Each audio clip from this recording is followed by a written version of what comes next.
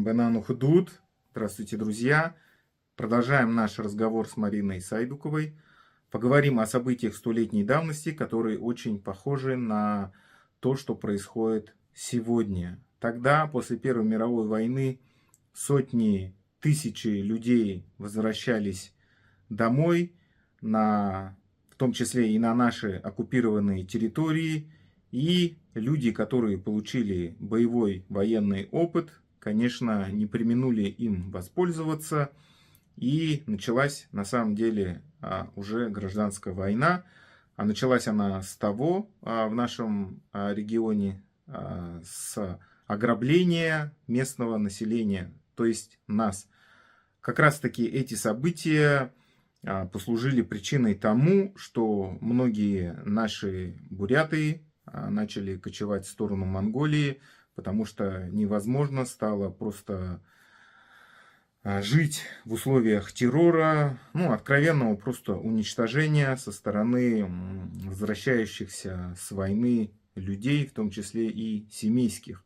То есть, воспользовавшись этой ситуацией нестабильности, эти люди, семейские и другие русские оккупанты, они решили просто-напросто за счет бурят обжиться новыми землями и, соответственно, отнять все имущество бурят.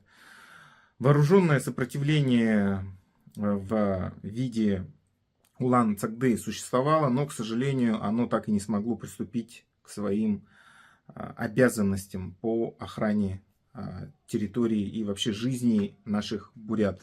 Как раз об этом сегодня мы поговорим. И в конце я подведу небольшие выводы по этому разговору, которые касаются уже сегодняшнего дня. Зана Худуд. Приятного просмотра. Смотрим видео. Поехали. В 2014 году начали возвращаться дезертиры, которые приходили с оружием и которые приходили с промытыми большевиками головами, да, и уже тогда начались, собственно, первые погромы, первые захваты земель и первые погромы. Прошло какое-то время, да, и 12 июня 2017 года Иркутский отдел Борнацкома, то есть я хочу, чтобы люди понимали, я привела свой пример на основе работы, которую написал Нацик Торш, и речь шла о погроме 19 года, но погромы на самом деле начались раньше. И вот они начались, в частности, вот в Иркутской области, потому что вы понимаете, что это совершенно навязанное разделение на иркутских и восточных бурят, и как бы для семейских, которые пытались захватить наши земли, это абсолютно не являлось каким-то категоризирующим понятием, или как бы могло их там остановить от погрома из-за того, что это были восточные или иркутские буряты. Для нас, для них мы, естественно, все были на одно лицо, как я надеюсь, вы понимаете, да? То есть вот 12 июня 2017 года Иркутский отдел Бурнацком отмечал трения на местах между бурятским и русским населением, и они писали вот телеграммы, то есть Иркутское отделение Бурнацком, это было просто как бы часть общего всего Бурнацкома, да, Бурятского национального комитета. И они написали в телеграмме в Читинский отдел. Я цитирую: «Всюду наблюдается, что чем уступчивые буряты и тунгусы, тем назойливее, непримиримее и неприемлемее становятся требования крестьян. В обострении русско-бурятских взаимоотношений сыграли роль дезертиры, солдаты, вернувшиеся с фронта из местных гарнизонов. Они большей частью являются подстрекателями и вожаками захватов и громогласно заявляют, что когда с фронта вернутся остальные местные солдаты, не дезертировавшие на тот момент, да, то они совсем покончат с бурятами». Первыми от советской власти добились признания иркутские буряты, да, то есть иркутское отделение, получается. 25 апреля 2018 года начался очередной съезд. То есть подавляющее большинство участников съезда в первую очередь было ориентировано на национализм. И я еще раз хочу подчеркнуть, что то, как в России и в Советском Союзе описывали национализм, по сути, национализмом не является, потому что национализм – это любовь к своей культуре, к своей земле, к своему народу, но это не ненависть к другим народам и к чужой культуре, к другой культуре. Абсолютно. То, что я вот последнее назвала, вот это называется шовинизм. И шовинизм и национализм — совершенно разные вещи. То есть, естественно, значит, иркутский отдел собрали свой съезд в апреле, 25 апреля.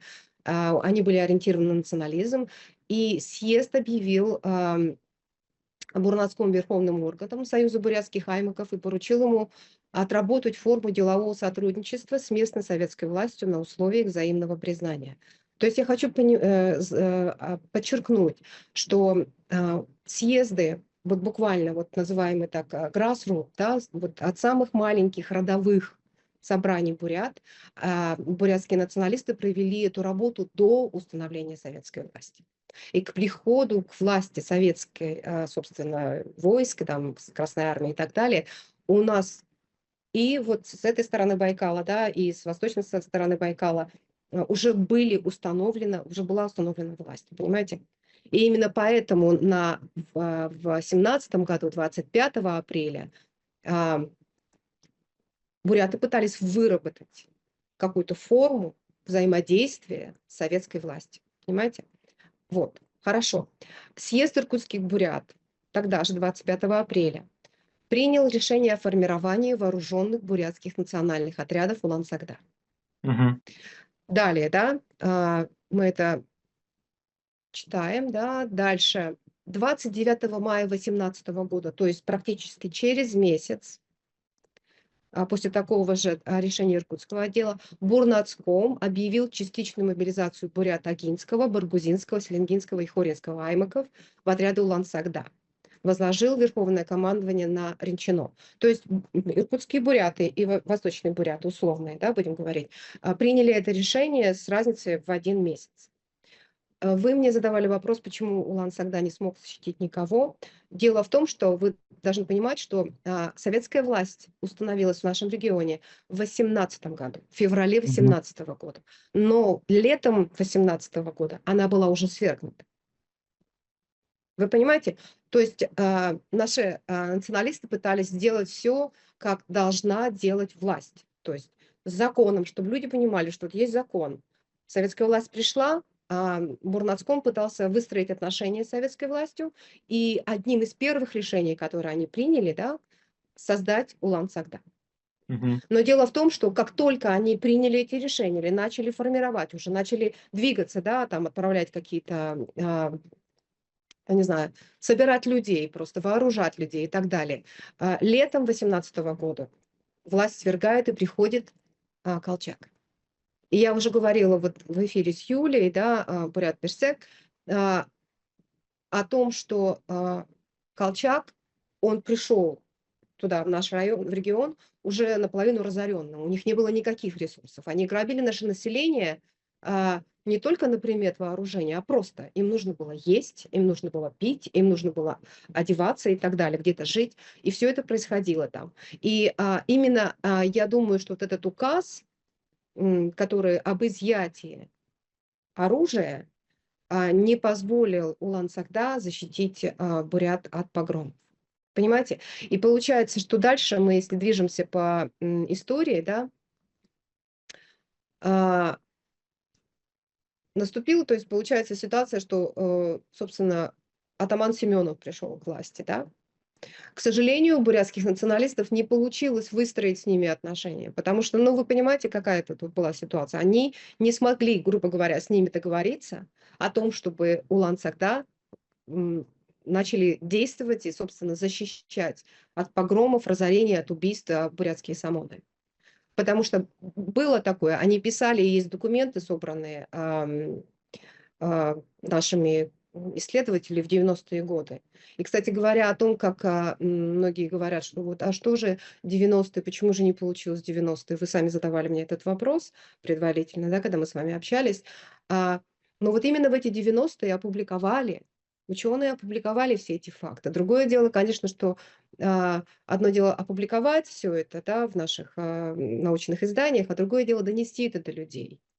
Это две большие разницы, но тогда не было интернета, и тогда было очень все намного было сложнее, понимаете. Люди были еще более несвободны в 90-е годы. Они, ну, так получилось. Но вот этот безусловный вклад, что сделали сегодня, например, публикация того же Нацугдоджа, и, кстати, я нашла другую публикацию 2009 года, такой исследователь Сушко, он опубликовал работу, касающихся Улан-Сагда и касающихся вот этих погромов еще в 2009 году. То есть, получается, за 4 года до публикации Нацугдоджем вот этой статьи про погромы в Ацаголе. Смотрите, 2 марта 2020 года Красная Армия вернула Верхнеудинск. Да? Западная Бурятия вошла в состав РСФСР, Восточная в Дальневосточную республику. То есть вот нас вот буквально административно на тот момент впервые административно разделили иркутских бурят и значит, восточных бурят. И получилось так, что только в 921 году в составе ДВР была создана бурят-монгольская автономия, понимаете, да? То есть было очень много административных каких-то препонов.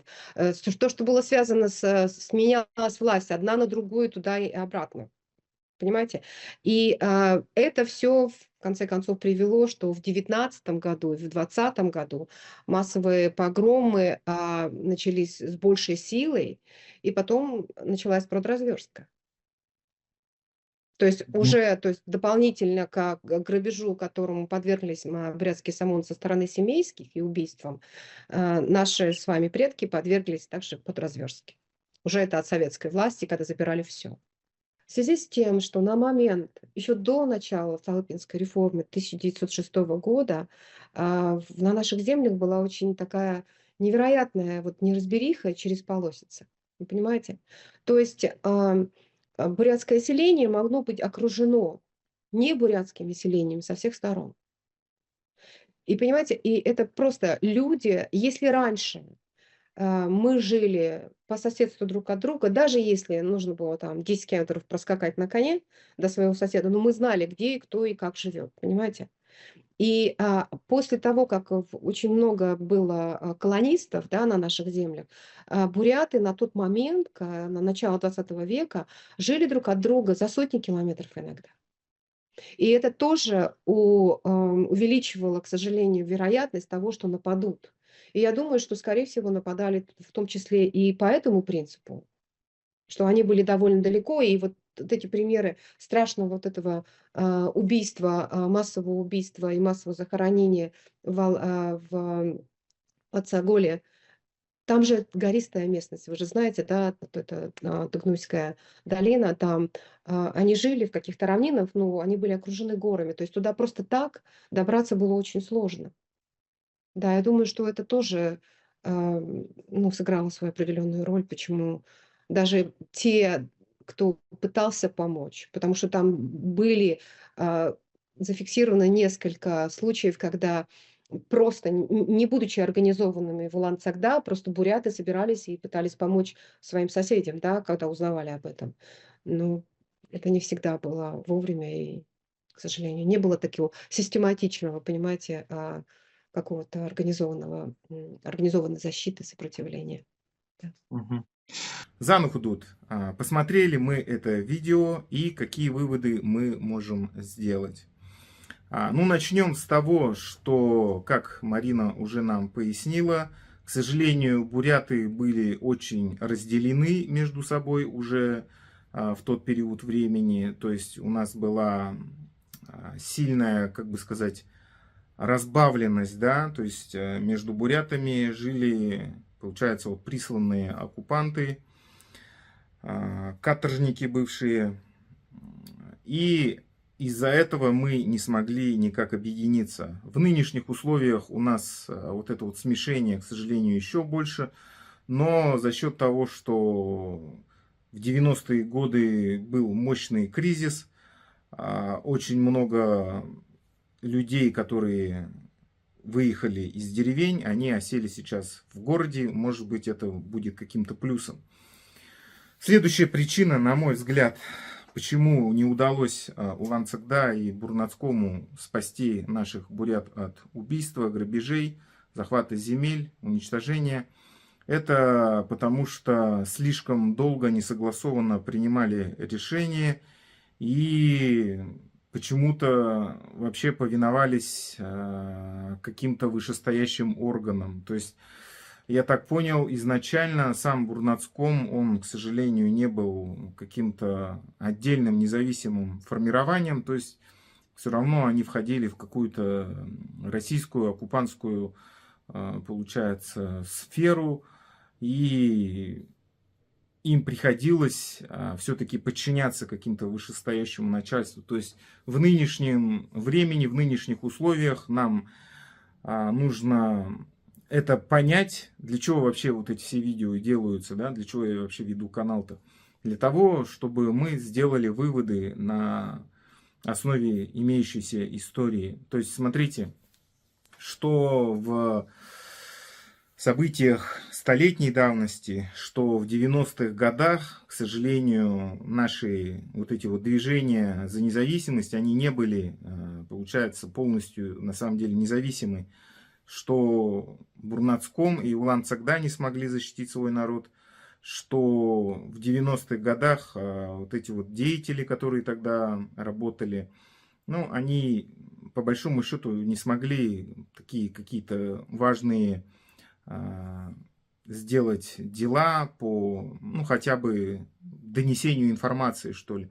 То есть, ну, мы с вами помним, что когда только-только началось вот это вот движение за независимость, по какой-то причине непонятной, ну, скорее всего, это была какая-то команда сверху, деятели, активисты тех времен, они вместо того, чтобы продолжать заниматься своей деятельностью, они поехали в Усть-Орду, и когда нужно было уже заниматься освещением своей деятельности, собирать народ, то есть они в такой решительный, нужный момент отступили назад, уехали. В этот момент КГБ, воспользовавшись ситуацией, уже смогли переломить ход событий. То есть, понимаете, что столетней давности, что в 90-х годах у нас полной независимости, к сожалению, не было. Все-таки кто-то стоял над и Бурнацкомом, и деятелями 90-х годов, которые в какой-то момент просто они не стали действовать решительно. Поэтому надо вот эти все ошибки учитывать, и в событиях сегодняшнего дня, когда падение России, распад ее будет происходить, необходимо быть полностью независимыми, в нужный момент не убегать, не слушать разных, как сказать, крикунов, которые уже как бы скомпрометированы. Поэтому бороться за независимость до конца. Вот такие вот дела. Занахудут. Байрла, подписка хыкты, комментарий бышыкты, лайки тавикты, занахудут. Тахинул затра байрты. И заключающее видео с Мариной Сайдуковой скоро выйдет на этом канале. Занахудут. Байрты.